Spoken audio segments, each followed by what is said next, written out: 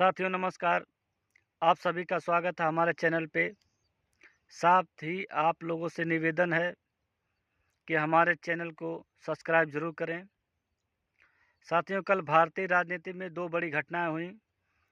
पहला तो election commission ने चुनाव की घोषणा कर दी है, तारीखों का ऐलान कर दिया है। और दूसरा जो घटना हुई है वो तेलंगाना से आई है। वो बहुत बड़ी घटना है क्योंकि बहुजन समाज पार्टी के अध्यक्ष आर.एस. प्रवीण बहुजन समाज पार्टी को छोड़ दिए हैं।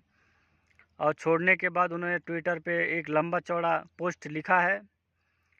हालांकि बहुत मर्यादित भाषा में बहन जी का प्रयोग किए हैं उन्होंने। बहन जी पे कोई आरोप नहीं लगाया, लेकिन थोड़ा सा सिर्फ यही लगाया कि भाजपा के कारण ही वो पार्टी छोड़ रहे हैं।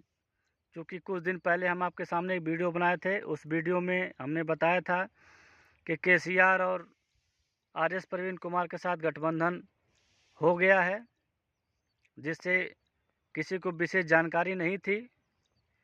जब बहन जी को पता चला, राम जी गौतम को पता चला, तो उन्होंने उनको फटकार लगाई कि बिना जो है राम जी गौतम के, चूँकि राम जी गौतम तेलंगाना के प्रभारी हैं और आर.एस. प्रवीण कुमार वहाँ के प्रदेश अध्यक्ष हैं।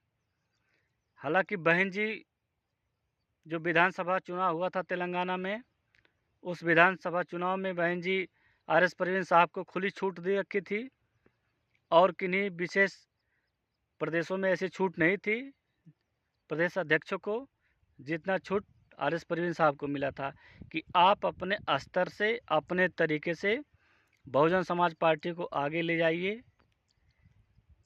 उन्हीं छूट का फ़ायदा उठा करके कहिए, या उन्हीं छूट की वजह से वो जो है बिना किसी के बताए, ऐसा जो है सूत्रों का मानना है कि बिना किसी से बताए केसीआर के पार्टी के साथ उन्होंने गठबंधन कर दिया।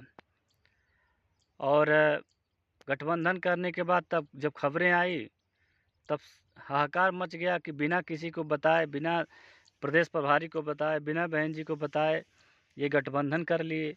जबकि विधानसभा चुनाव में वो केसीआर के खिलाफ बोलते रहे, हर जगह पे संविधान विरोधी बताते रहे। यहाँ तक कि जब चंद्रशेखर आज़ाद केसीआर से मिलने गए थे तो उन्होंने भी कहा था कि जो है चंद्रशेखर रावण जा कर के केसीआर से मिल रहे हैं, जबकि केसीआर जो है संविधान विरोधी हैं। तो उन्हीं संविधान विरोधी से जा कर के ये गठबंधन कर लिए।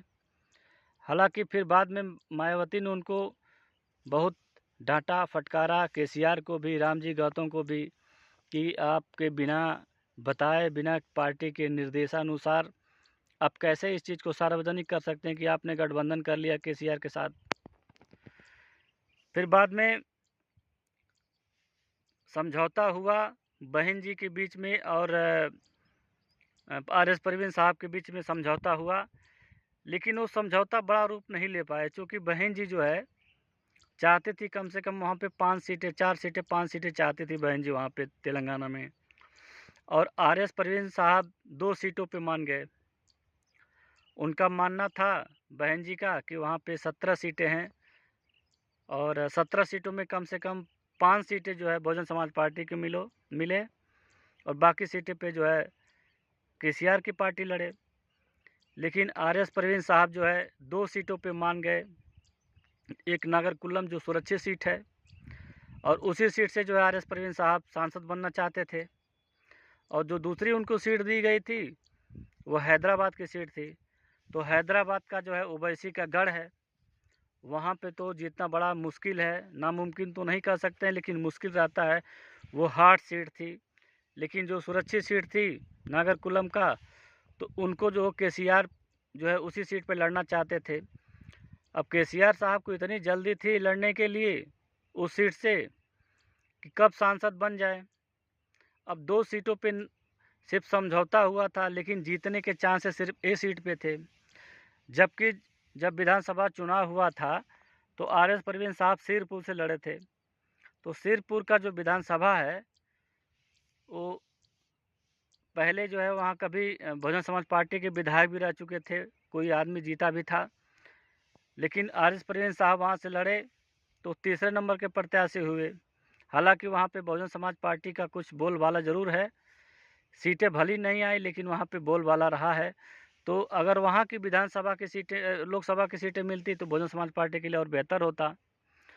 लेकिन ये इतनी जल्दी में क्यों थे, सांसद बनना चाहते थे कि क्या इनके मन में था? इतनी खुली छूट देने के बावजूद भी ये बहुजन समाज पार्टी से इस्तीफ़ा दे दिए। अब इनके मन में क्या चल रहा है वही बता पाएंगे। लेकिन बहुजन समाज पार्टी को जिस हिसाब से वो आगे ले जाने की कोशिश कर रहे थे, पूरे बहुजन समाज के लोग इतने खुश नज़र आ रहे थे कि आर एस परवीन साहब कितना मेहनत कर रहे हैं तेलंगाना में।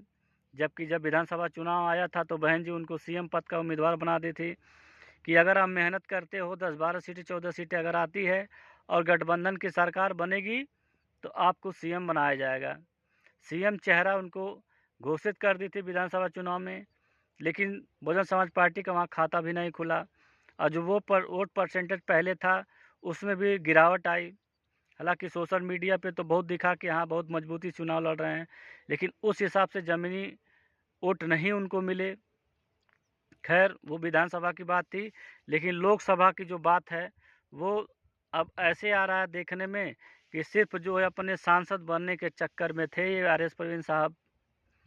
क्योंकि जो हैदराबाद की सीट है हमने आपको बताया कि वो जो है हार्ड सीट है, लेकिन जो है नगर कुल्लम का जो सीट है जहाँ से खुद लड़ना चाहते थे, इस समय जो है केसीआर के पार्टी के वहाँ पे सांसद हैं, तो उसी जगह जो है उप सांसद को वो टिकट न दे करके इन्हीं को टिकट देते। अब अगला इनका क्या होगा? कांग्रेस पार्टी से चुनाव लड़ना चाहेंगे कि केसीआर के ही पार्टी से चुनाव लड़ेंगे? अब तो आने वाला वक्त ही बताएगा। तो साथियों, हमारा अगर वीडियो आपको अच्छा लगे तो आपसे निवेदन है कि हमारे चैनल को सब्सक्राइब ज़रूर करें।